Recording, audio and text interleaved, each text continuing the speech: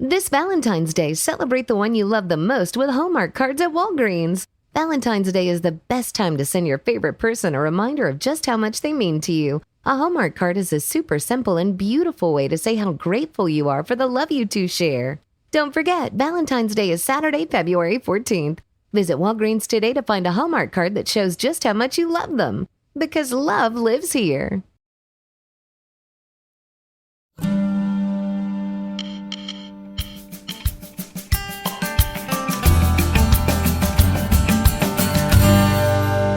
What if parenting felt more intentional? Not perfect, not rigid, but thoughtful, grounded, a little calmer. Welcome back to Big Little Lessons. I'm Christine. And I'm Jenny. And today we're talking about something that comes up again and again in classrooms, in homes, and in conversations with parents everywhere. So the question is, how do we parent with intention? And then how do boundaries actually support growth rather than limit it? Such good questions. When we zoom out, parenting hasn't always looked the same. Over decades, we've moved through different approaches, from more authoritarian styles to permissive parenting to today's conversation around gentle parenting, conscious parenting, and intentional parenting. So many choices and different ideas of what those terms mean. And so many parents are trying to do better than what they experience. But without a clear roadmap, it can feel confusing, overwhelming, and exhausting. I know. I wish I knew some of these things when I was a parent. When my children were young, I still am a parent, but I feel like it's so helpful. And that's where intention matters, right? So does flexibility. So does understanding mistakes, not as failures, but as learning opportunities.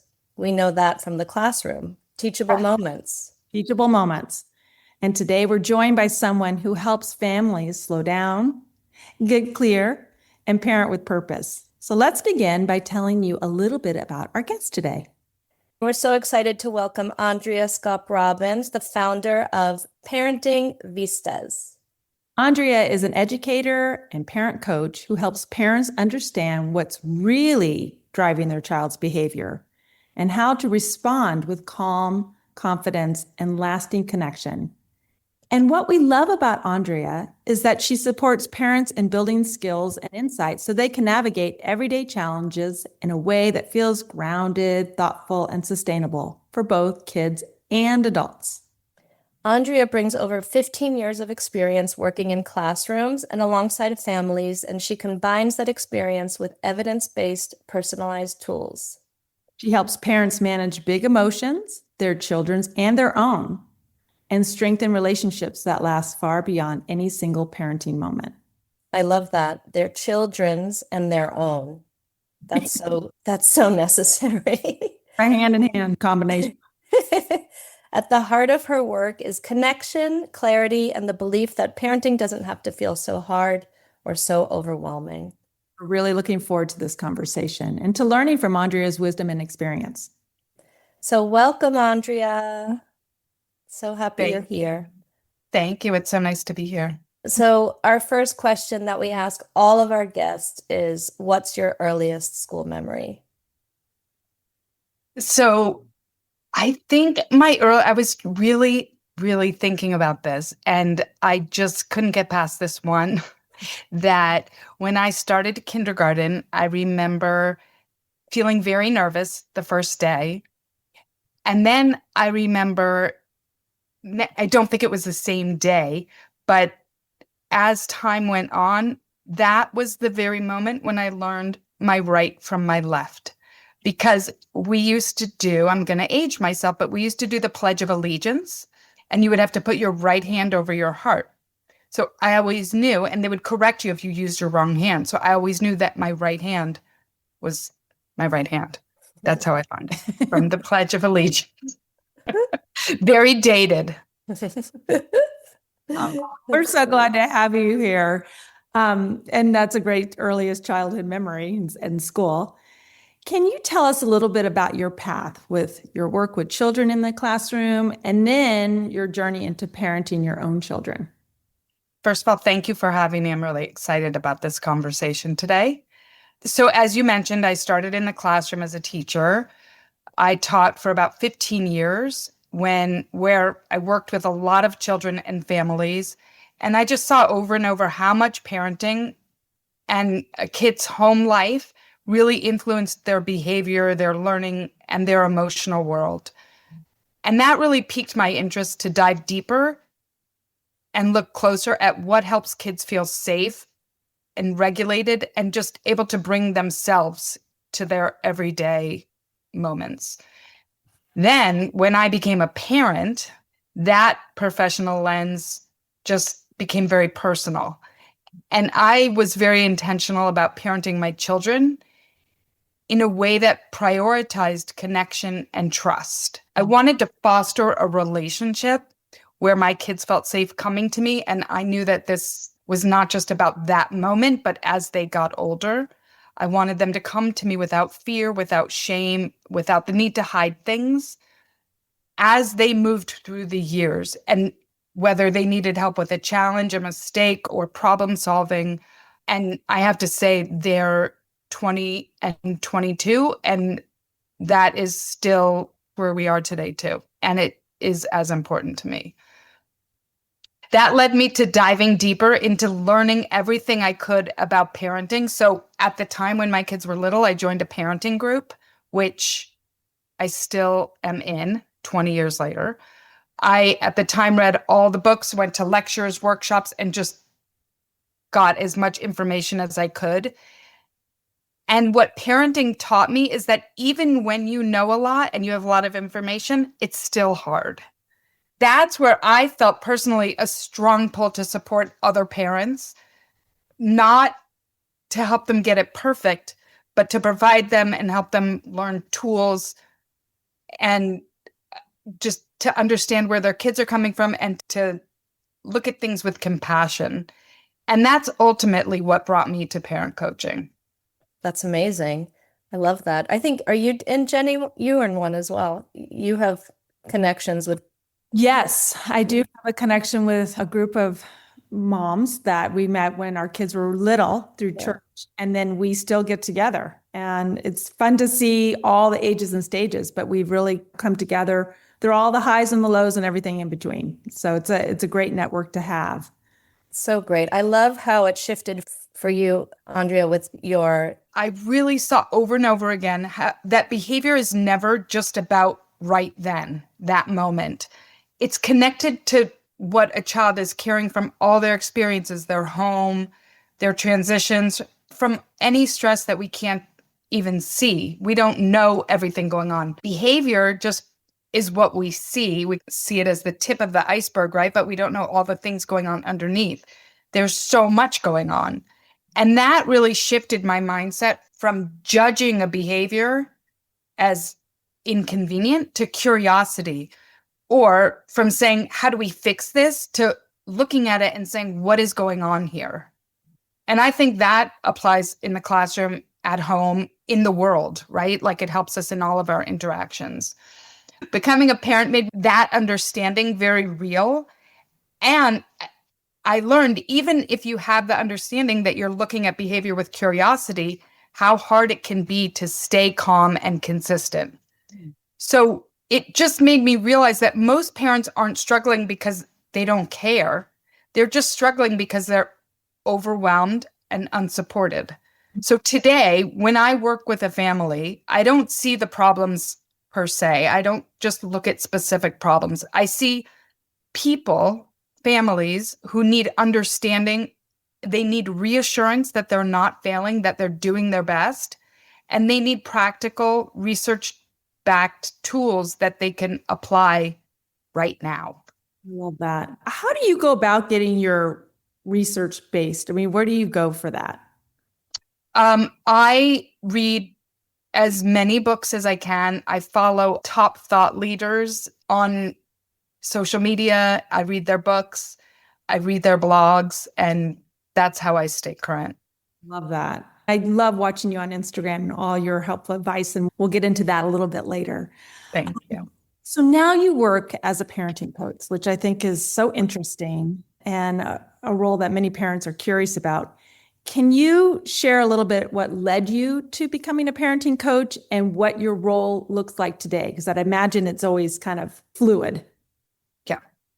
So I think that it was an organic path for me. When I had my kids and as a parent, I knew that I wanted to do things differently than how I was raised. I knew that I wanted to be intentional about the kind of relationship that I was building with my kids. I didn't want to just focus on what was happening in the moment. Somehow I knew that the relationship at the time was important and that my focus was on how to develop that through the years. So between my degree in early childhood education, being a teacher, and then becoming a parent, I kept seeing the same pattern that parents care a lot, but they're overwhelmed and unsure what to do when the moments are hard. So in moments of stress. And I was there too.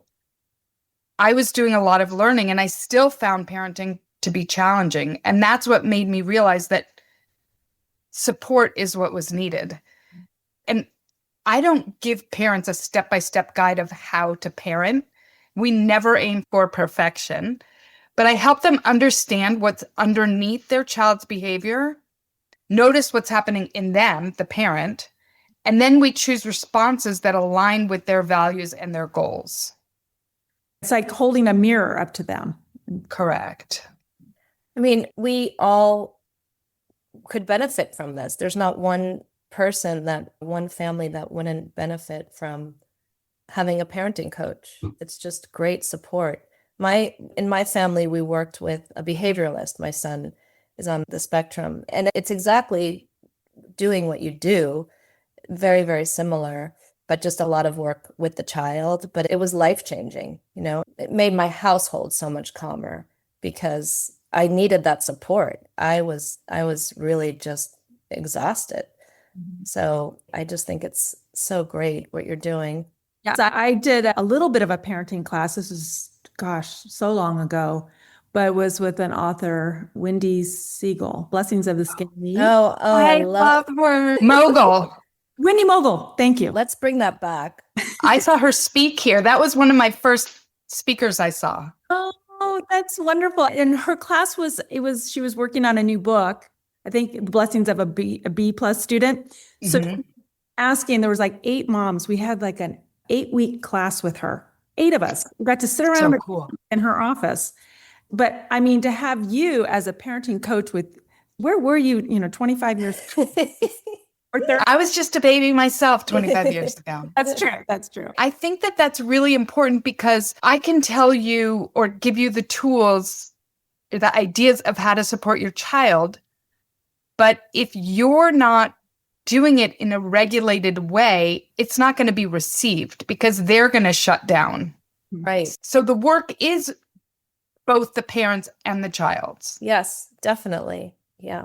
So was there a moment, personal or professional, when you realized that the way that parents parent really matters? Like just a specific moment in time where something clicked for you, like an aha?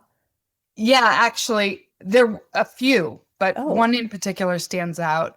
I remember working with a child who came to my classroom and I was told that they were difficult. The behavior, I had seen them in the class the year before mine. Their behavior was always it was talked about. They were being corrected. And when I took the time to connect with the family and understand what was happening at home, I saw something completely different. It gave me context, and that was something that I hadn't had before.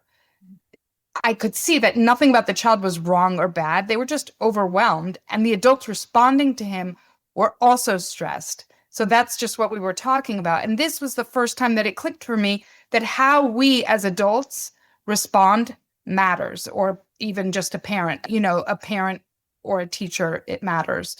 So then when I became a parent, it really drove that home for me. And I noticed how differently my children responded when I stayed calm and connected versus reacting from frustration. And There was something that happened with my daughter that really jolted me.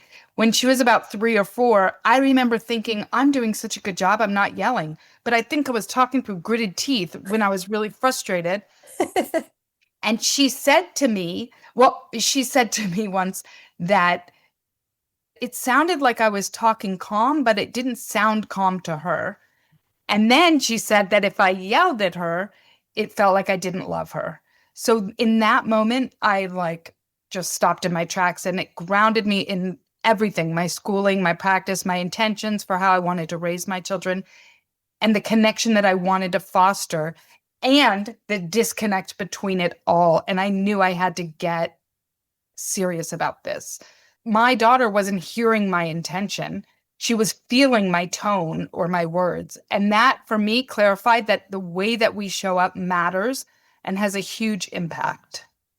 As you were talking, I was thinking about teachers. This is such a good reminder for educators, because we do sometimes hear teachers in the teachers' lounge saying, oh, this child's behavior and this child's behavior. And we taught them in kindergarten, and it just really hurts our hearts because we work from a place of empathy and compassion. And we work extra hard at doing all the things that you said about connecting and finding out the backstory, because as you said, behavior doesn't just happen. Right.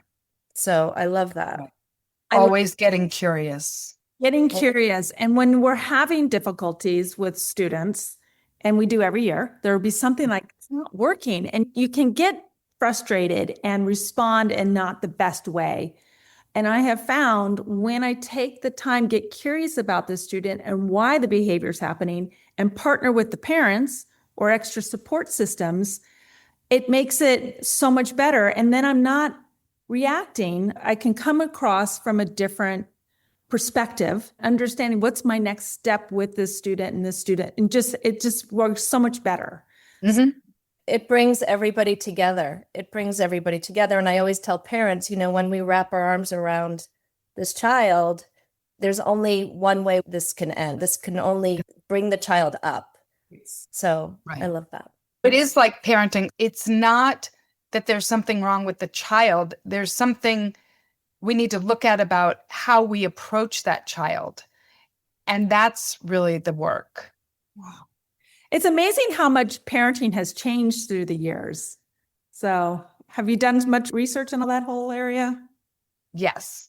I also find that really interesting. And I think that I just want to start by saying that every generation, definitely parents within the context they were given, there is no right or wrong generation, just different priorities that have been shaped by culture, stressors, and what is known at the time. Research now currently does seem to be exploding. And so when we know different, we're able to do different. The baby boomers tended to be more authority-based. I think for us three, that I'm just going to make an assumption, those are who we were raised by. The focus was on, and it's all good, mom and dad.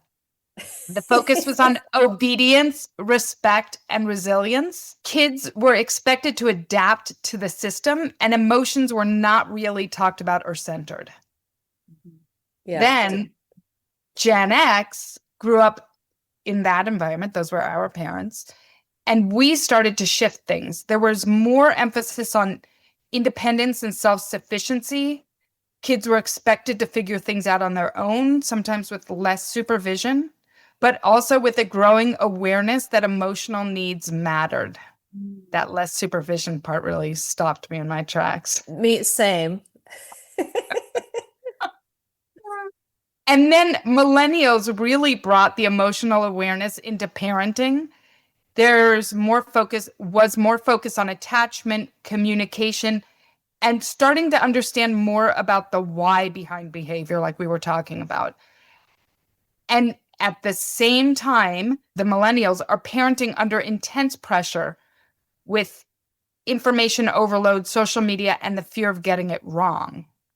And now the next layer is Gen Z, and they have more as they're just entering parenting. There's more emphasis now on nervous system regulation, mental health, consent, authenticity.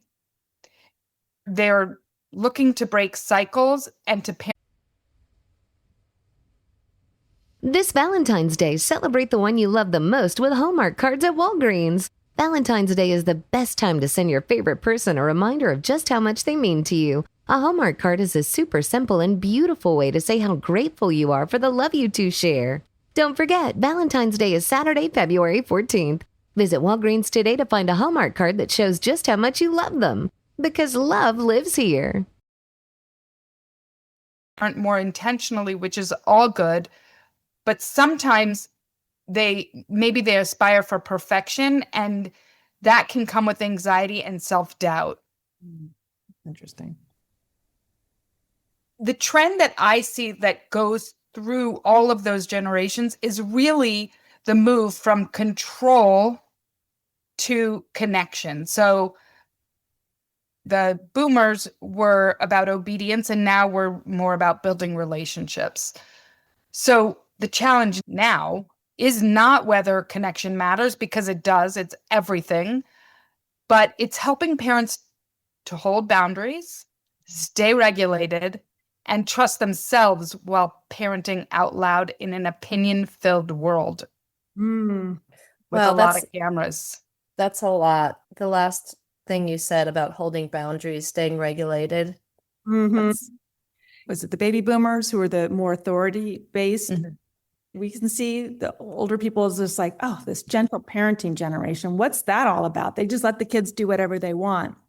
But, there are pressures and cultural messages. And I just think parenting there's always somebody has an opinion about how you're parenting your child. Absolutely. Parents, how do I want to say this? Do you feel like there's some pressures or cultural messages that parents today have that maybe didn't exist in earlier generations? Yes. I think one of the biggest pressures that they feel today is that parenting's not private anymore. Like you said, people have an opinion. And there's always a video, an expert, or somebody, grandma telling you what you should or shouldn't be doing. And I think that contributes to parents second guessing themselves. There's also a lot, I said this a little earlier, but like a lot of pressure around emotions, and the idea that even though I'm saying parents should stay regulated, there's this pressure to be calm all the time and get it right all the time. And that's exhausting and unrealistic. So, Yes, I agree with that. yeah. So in order for us to teach our kids authenticity, which I think is one of the goals, we have to model it as parents. And we have to embrace the idea that we're allowed to be human. And those moments that we're exposing our humanness, that's what repair and accountability are for. One thing I notice most now is that parents don't really need more advice. It's all out there and they have access to all the information. They need reassurance. They need permission to trust themselves and to remember that parenting is never meant to be perfect. Ain't that true? So how do you see those generational patterns showing up when parents come to you for support? Yes. I mean, one of the things I ask is, what was it like in your home growing up? I would say most of the parents who come to me, it's a fairly similar background, where they were raised in environments where people didn't really talk about emotions. How they felt wasn't the center. So they want to do something different with their kids, but they don't have a model of what that looks like. They don't know what to do with that. So they'll say, I know I don't want to yell at my kids or punish them the way that I was raised, but they don't know what to do instead. So I think they get caught between two extremes. They don't want to be too harsh or controlling, but they're afraid of being too permissive. So my role becomes helping parents to slow down, get clear. We look at values and choose responses that align with those values and their goals, how they want to parent, rather than reacting from guilt, fear, or old patterns. And that slowing down process is what allows them to be more intentional and responsive as opposed to reactive. I love that whole idea of just being intentional versus reactive. Let's transition to our next part, which is defining intentional parenting and really laying that out. Can you talk about intentional parenting and how do you explain it in everyday language? Yeah. So I explain intentional parenting as the practice of parenting with awareness, purpose, and alignment. It's responding to your child's needs based on your values and long-term goals rather than reacting out of stress or habit or fear. And when I work with parents, I always start by asking them about, well, aside from what their upbringing was like, asking about their goals. And then we get explicit about the family values. And we marry those. And I use that then to create a roadmap or a toolbox for them to face the everyday challenges that just come up in parenting. And not just the challenges, but just all the moments, the good, the bad, and whatever comes up. So intentional parenting this whole process allows for slowing down or pausing so that we can respond, not react. We can set boundaries based on those values with empathy and clarity and sometimes collaboration when it's appropriate. In intentional parenting, behavior is not seen as defiance or good or bad. It's communication. The focus in intentional parenting is on connection and skill building as opposed to control or punishment. And at its core, intentional parenting asks, what does my child need to learn here? And how can I show up in a way that supports that while I stay as regulated as I can myself? Well, I feel like it takes a lot of courage as a parent also to seek support. And I think bravo to the parents who are doing this, who are reaching out and getting help, because it takes a lot to do that, because you're not admitting that you're not doing something wrong, you're getting support. So I think Right. that's really wonderful. Well, one thing I say, if No. I say to parents when they come to me, I think there is a feeling of like maybe shame or they shouldn't need the help and they worry they're being a bad parent. And so when they come to me in that way and they say, I think I'm a bad parent, I'm like, you're here. You're not a bad parent. You have the awareness to know that you need the support. And that puts you at like a whole other level. There is no bad parenting. So true. And when we offer parenting classes at school to learn more, it's always the parents that come that are really doing everything. Right. The ones that need to be there don't show up. I'm like, no, you need to be there. And there's so many labels, like we've said, there's gentle parenting, conscious parenting, authoritative parenting. How do you distinguish intentional parenting, which is our favorite term today, from these approaches? It's the term I landed on because I think it resonated the most for me. It is about intention. If you're being intentional, there are no mistakes, right? So just look at things with intention. I feel like you can't go wrong.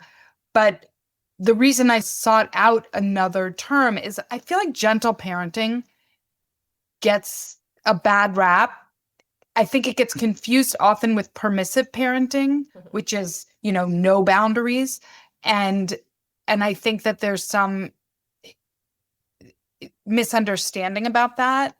And then I think authoritative parenting is the most different. And that's a more top-down approach, as opposed to the others that, whether it's a gentle parenting or a peaceful parenting or conscious parenting, which consider the child, their needs, and are more of a collaborative approach. Mm-hmm. So the reason I like the term intentional parenting also is I don't see it as a label as much as I see it as a practice or a lens through which to see the whole parenting journey from.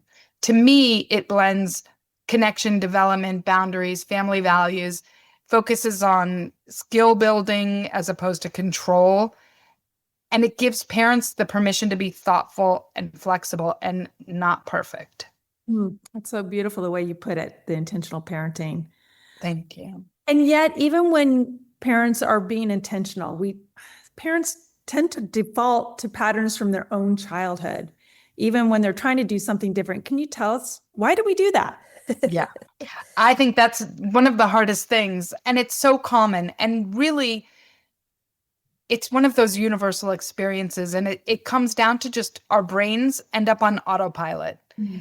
The way that we were parented shapes our default reactions. It becomes our default reactions. And that's why it's so important for me to find out what a parent's upbringing was like. And those become the habits and emotional responses that we go back to when we're stressed. So even if we want to be intentional about something, once we're stressed or frustrated or tired, we go back to those default reactions, the context in which we were brought up.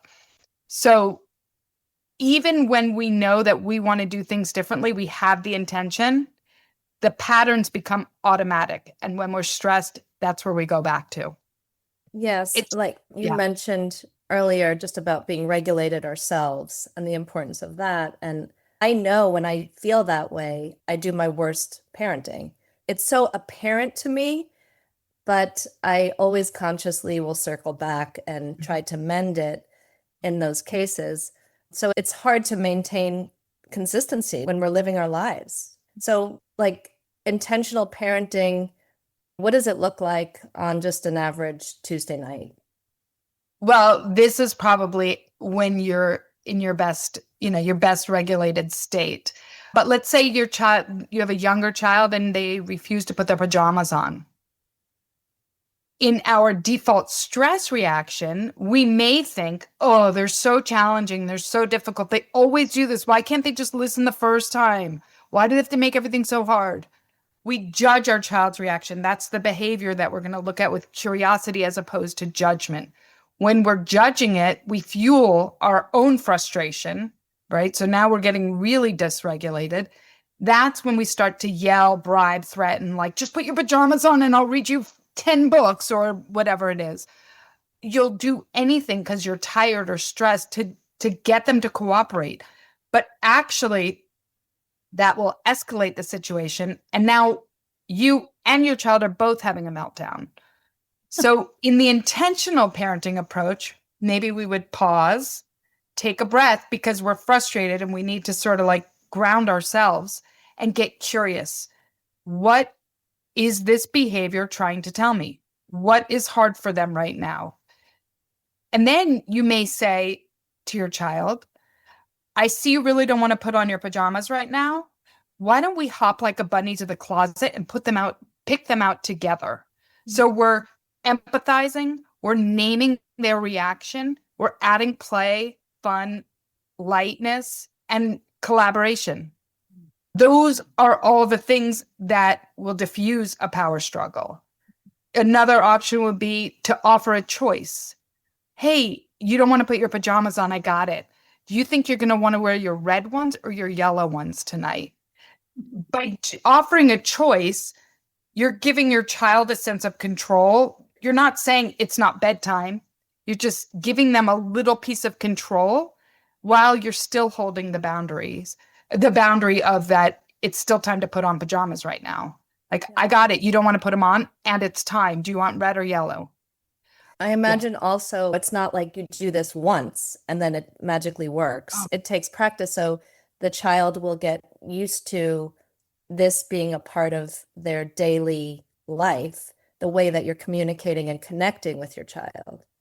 Correct. And that's the piece that goes back to the connection because we're always building that relationship and we're building a collaborative dynamic.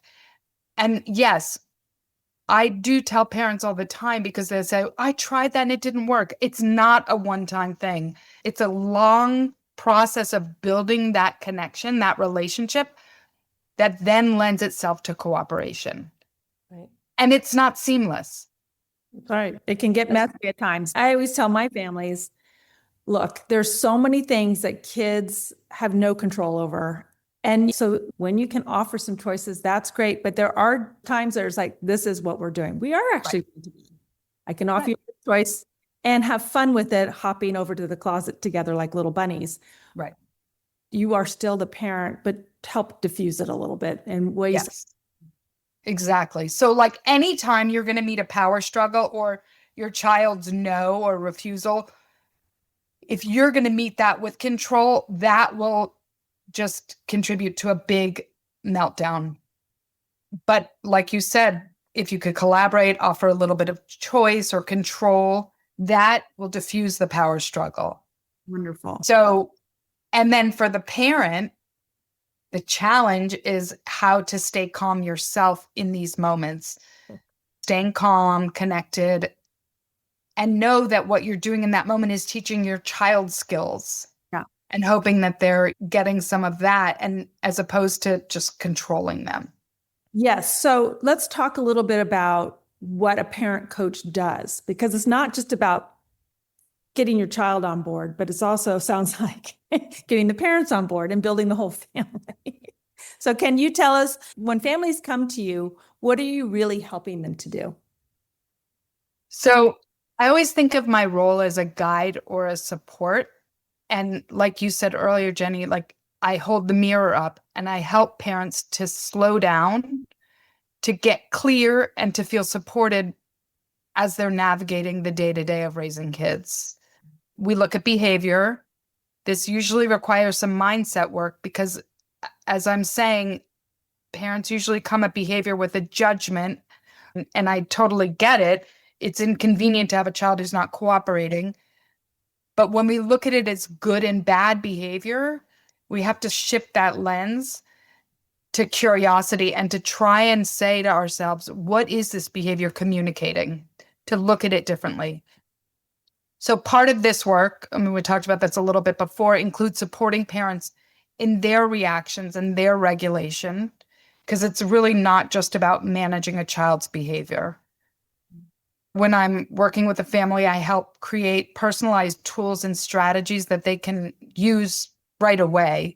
Connection is always at the forefront. We're always strengthening and thinking about that relationship. When I first start with a new family, I really help them get clear, not just on what's going on right now, what brought them to me, but what their goals are for the future. What do they want things to look like in 10, 15, 20 years?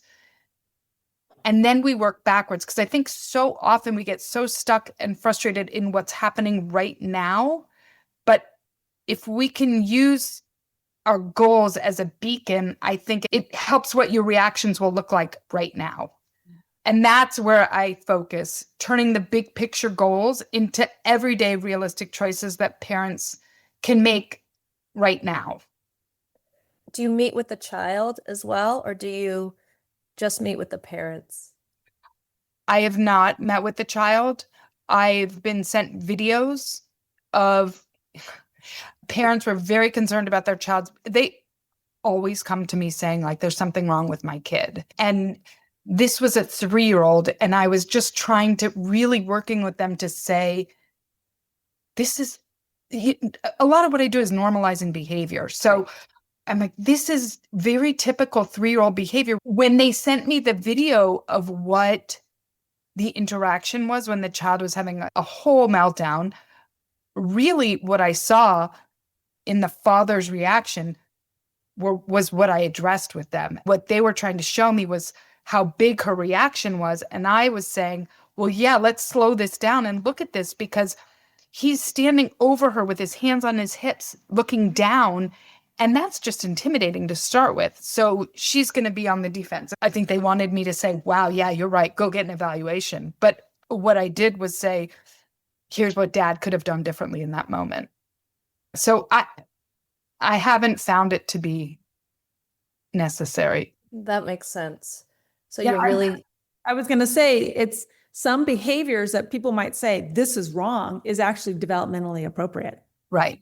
So a lot of what I do is just normalize, because I think a lot of times people don't have a framework for what's typical, whatever, but there's such a range, right? So even in your home, one kid is different than the other. So you can't even use that as the yardstick. So it's a lot. Okay. So you said part of your work is holding up a mirror for families, which I love that it's because every family dynamic is different. So you're helping the parents to pause and reflect before reacting. Can you share more about that mirroring, what it looks like?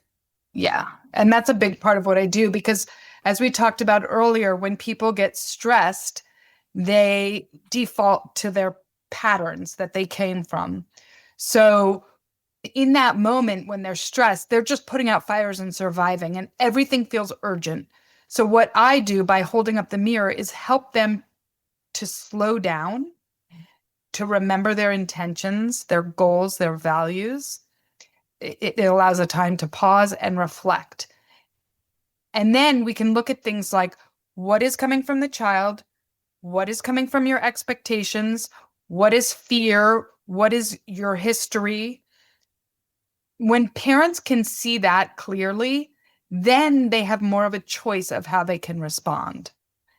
And that pause is so powerful. That is where intention lives and moves us from having an automatic reaction to thoughtful, value-aligned responses that really support the child, the parent, and the relationship. Great. You also talked a little bit about shared values. You helped families build out a list of shared values. Why is that such an important foundation? Being clear on your values gives families a compass. And when things are calm and you're in a groove and everything's good, most parents can keep awareness of what matters to them, the connection, the respect, the kindness, all those values. But like we said, in stressful moments, we lose our ability to see those things. And most people will react then out of urgency and then default to their patterns. And when you have a shared value, it just makes it easier to pause and ask, how do we want to show up here? What do we want to do in this moment? The values will shape how and why the boundaries are set, how conflict is handled, and how children ultimately learn about relationships. So it allows us, instead of parenting from fear or stress, you can make decisions that feel grounded, consistent, and aligned, even in the hard, challenging moments. And there are always moments that don't go the way we hoped. And values also help here. They help families to be able to reflect, repair, and then realign. Mm-hmm. A rupture, a fight, an argument, it's inevitable in any relationship. So what builds trust isn't getting it right all the time. It's never perfection. It's about knowing how to repair, reconnect, and then model that accountability for our kids. Well said. When the parents are coming to you, how do they come to you? I would say that most parents are confused overall and in that moment, and they're worried about what they see in their children. They want to know if something is normal, is something wrong, are they missing something? Oftentimes they see their child's behavior as extreme and they fear that there's something wrong. Mm-hmm. They also often, I don't know if this is just a New York thing. I'm in New York City, but parents are very worried about the future. Are they setting their kids up for success? Will they grow up to be capable, resilient, happy, successful, very success driven? And I think what compounds everything. This Valentine's Day, celebrate the one you love the most with Hallmark cards at Walgreens. Valentine's Day is the best time to send your favorite person a reminder of just how much they mean to you. A Hallmark card is a super simple and beautiful way to say how grateful you are for the love you two share. Don't forget, Valentine's Day is Saturday, February 14th. Visit Walgreens today to find a Hallmark card that shows just how much you love them. Because love lives here. For parents is that they are exhausted. There's so much pressure. There's information overload, busy schedules, unrealistic expectations, and it's really a lot. It is a lot. I agree. I have a question about, like, if you're working with a family and you notice that the child, since you have so much experience, if it wasn't like normal, quote unquote, behavior, do you also recommend different kinds of support? Have you ever done that? Yes, I have a whole list of referrals. I have a huge document of referral sources broken up by if I think it's a therapy referral for the parent, I have child referrals. Part of what I do during the week is build those relationships with other professionals, and we become referral partners if it's appropriate. Right. You're building a village. Yeah. Yeah, I think that's so important. And I had a team of people helping me raise my son. So I couldn't have done it without that team. Right. And there's so much hope in what you're doing. What keeps you hopeful? What keeps me hopeful is when a parent seeks support and seeing how much they can grow with support, even in small moments. Progress is slow. I tell them that all the time, but intentional shifts matter. And no one has to be perfect to make a lasting positive impact on their kids' lives. Yeah, no, I think it's really good to say those small lasting impacts. Let's go into a little deeper dive into intentional parenting, and that is with boundaries. So one place parents struggle the most to stay intentional is around the boundaries. Yeah, but let's start simple because boundaries, Jenny, we've talked about boundaries, had so many conversations, and we could just do a whole 1 hour about boundaries. But let's start simple. What are they, especially in a family context? Andrea, can you define them? I think in its simplest terms that boundaries are limits that keep relationships healthy and safe. And I think that using the word limits to describe boundaries is like using the same word. But it's about clarity and not control. It's something that allows everyone to be on the same page about what's okay, what's not okay, what's going to happen next, what's expected. And they're really acts of care. They demonstrate to children that I've got you, I'm in charge here. I'm going to keep things safe and predictable.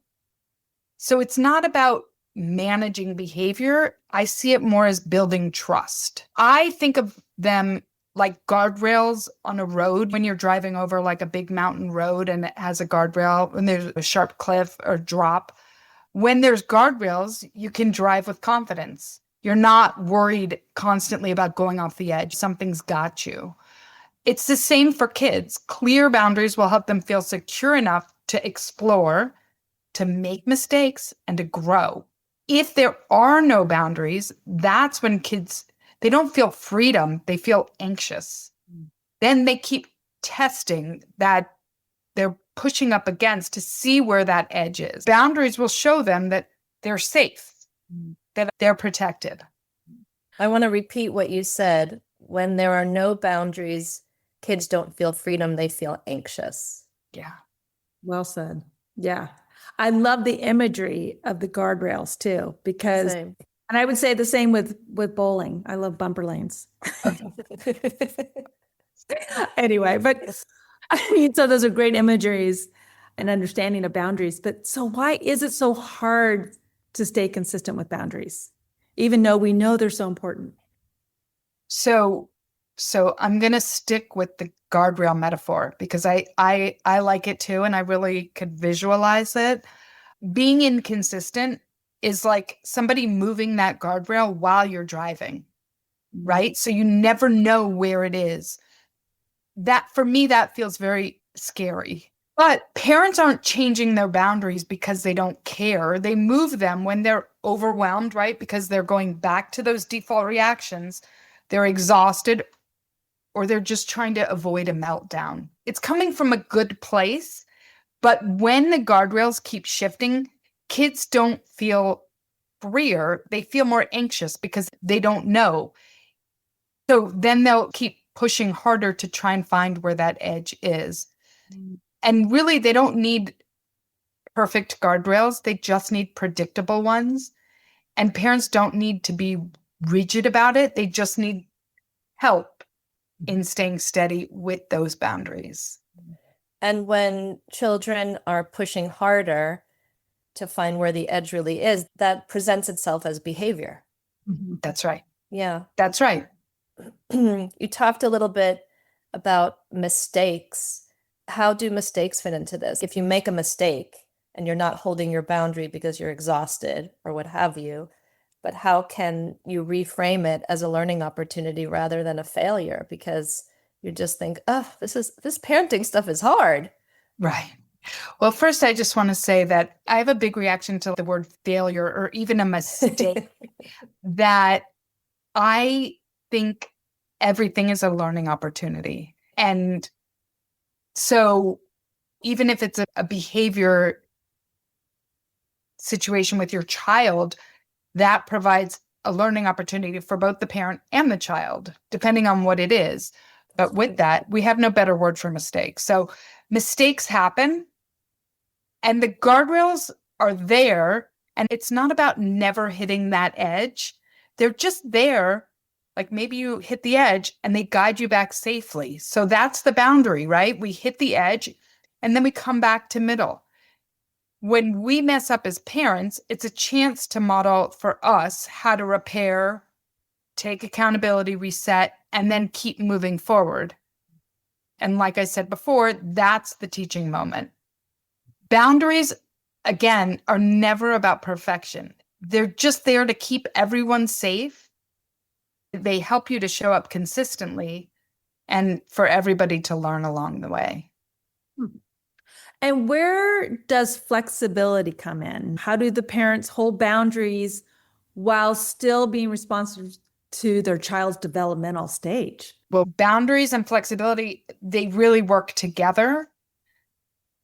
It's sort of like a guardrail that has a little give, right? Without breaking. The goal of a boundary is not rigid control, but it's safety and guidance. So even if that boundary is has a little give to it, it's still about safety and guidance. It still shows us where to grow.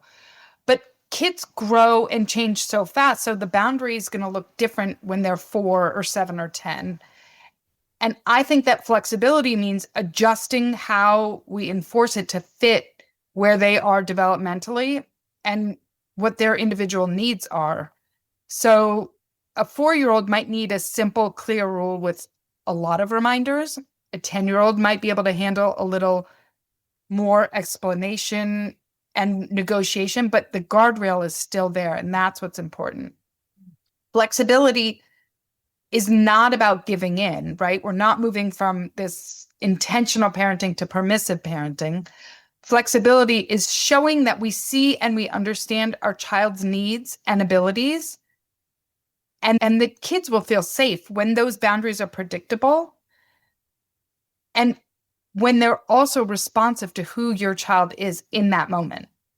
Mm-hmm. And here's how I see it, that boundaries give the guardrails, but flexibility lets the road curve for the child's growth and individual needs. Yeah. So they're not about control. They're about safety. I love the guardrail image. I'm going to really, that I will carry that with me for the rest of my life. Safety, clarity, and growth. So it's been such a pleasure having this, going deep and staying focused on this conversation about intentional parenting. But we're going to move into a more lighthearted speed round question. Okay. For fun. Are you ready? Yep. What's your favorite daytime beverage? I'm a water girl. Nice. Ooh. And what would you say is your go-to self-care ritual? Pilates. Good.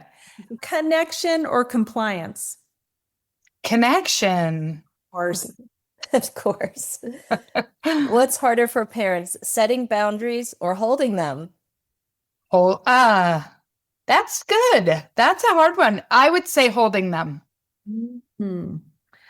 Okay. Parenting on a good day, coffee or chocolate? Both. What about wine? That's great. Coffee, chocolate, and wine. Sounds. If intentional parenting had a soundtrack, what would it be? Would it be a calm playlist or a dance party? I would do calm playlist. Yeah, Nice. I think so. There's enough busy energy. We need to calm. Yeah. I got to calm down. All right. Our next section is our optional homework. It's always optional. We like to leave listeners with some sort of reflection to carry into the week. So we have 2 questions. You can choose one or sit with both. Question 1. What is one value you want your family to be known for, and how does it show up in everyday moments? And then the next question is, what boundary might bring more calm or clarity into your home right now? No perfection is required, just curiosity and intention. And I'm going to add connection as well. All right. So now our next section is our big little lesson. This is what is our takeaway? I loved when you discussed, Andrea, about family values, and that by creating those values and goals, it brings out a roadmap.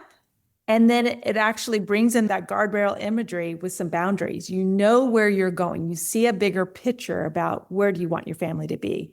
Thank you so much for sharing that. Wonderful. Yeah. Because we see that in the classroom.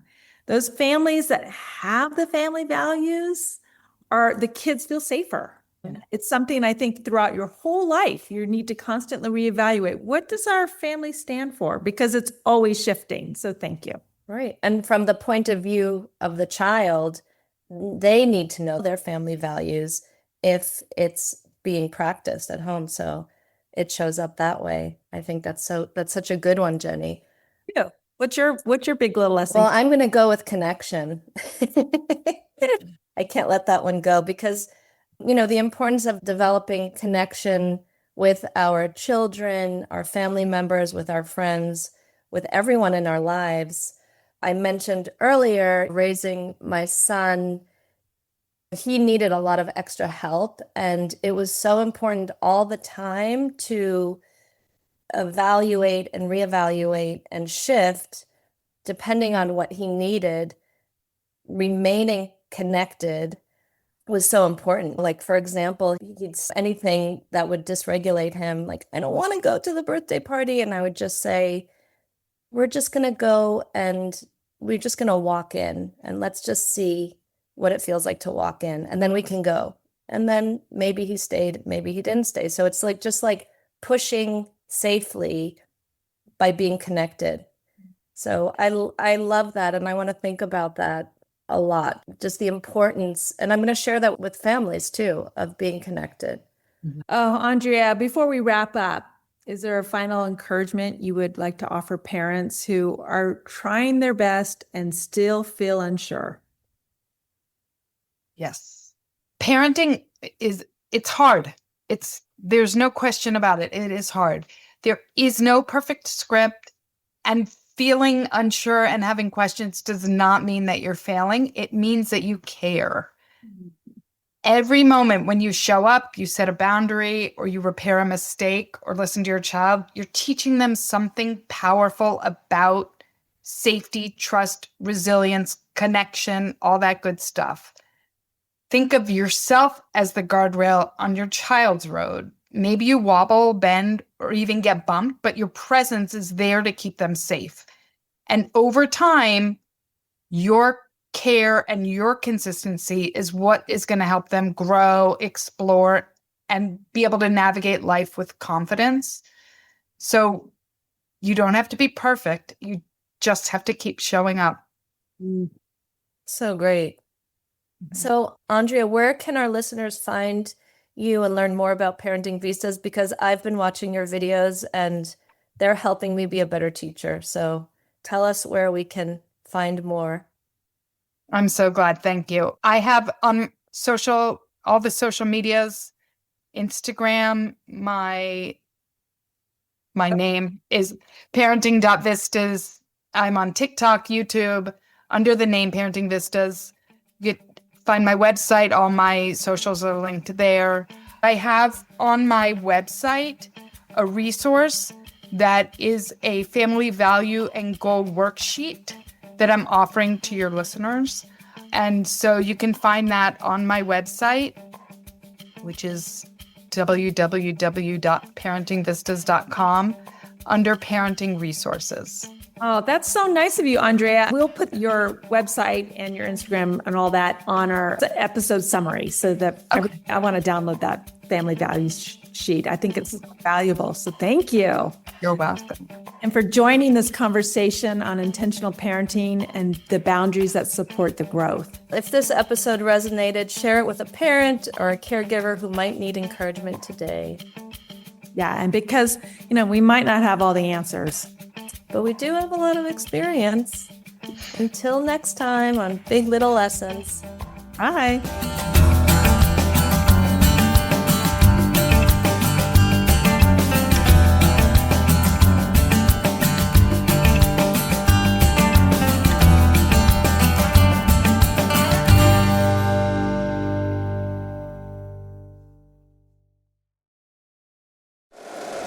If you like the show, please take a moment to rate, review, and subscribe. It really does help the show to grow. Thank you for listening.